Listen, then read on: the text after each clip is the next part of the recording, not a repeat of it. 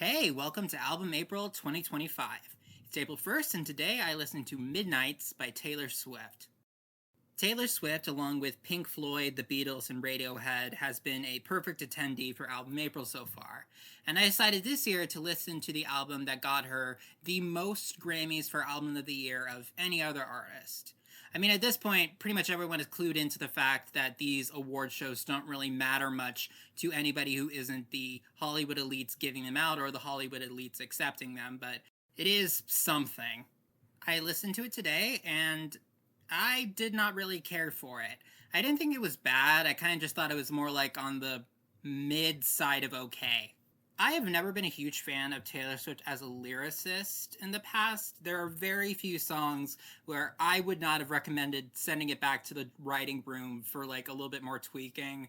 That is still true for this album, but normally I usually had the composition to fall back on, and I couldn't really say that about Midnights.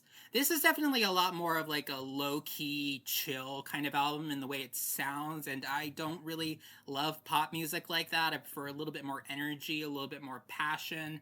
And when I looked up some critic reviews of this album, one thing that was brought up is the idea that the sound felt derivative at times. And I was thinking, like, okay, I'm not the only one who thought that, because there are two songs I can think of that felt derivative. The opening track, Lavender Haze, really feels like an Ariana Grande song, and the Vigilante song, which should have just been called Dress for Revenge, really feels like a Billie Eilish song. I have certainly criticized Taylor Swift in the past, but I don't think I've ever criticized her for being unoriginal, at least not in that respect. Taylor Swift's sound had been shifting in a very specific direction from like Red to 1989 to Reputation to Lover, and then Folklore and Evermore dropped, and that felt like a return to form, and like things were like changing. But then Midnights kind of just felt like, no, we're back on track, or at least the track that we were on. None of the songs from Midnights were like super compelling in the composition the way something like Getaway Car or Out of the Woods was. It's not that there weren't songs on this album that I didn't think sounded good. Karma and Bejeweled, those were like really tightly made pop songs. There just wasn't anything super compelling, at least not to me. And then there's the lyrical content, which was probably the biggest sticking point for me with Midnights.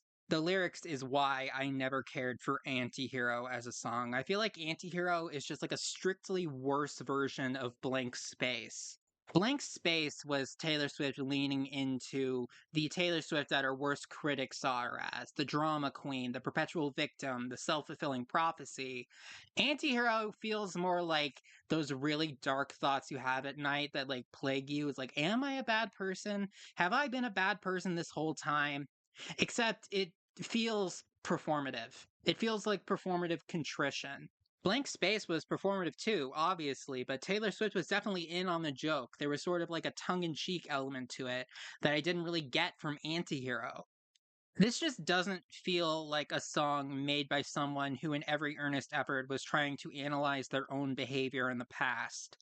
Even on Midnights, the closing track, Mastermind, feels like an upgraded version of Antihero. I didn't even particularly love Mastermind, it was just better than Antihero in every way.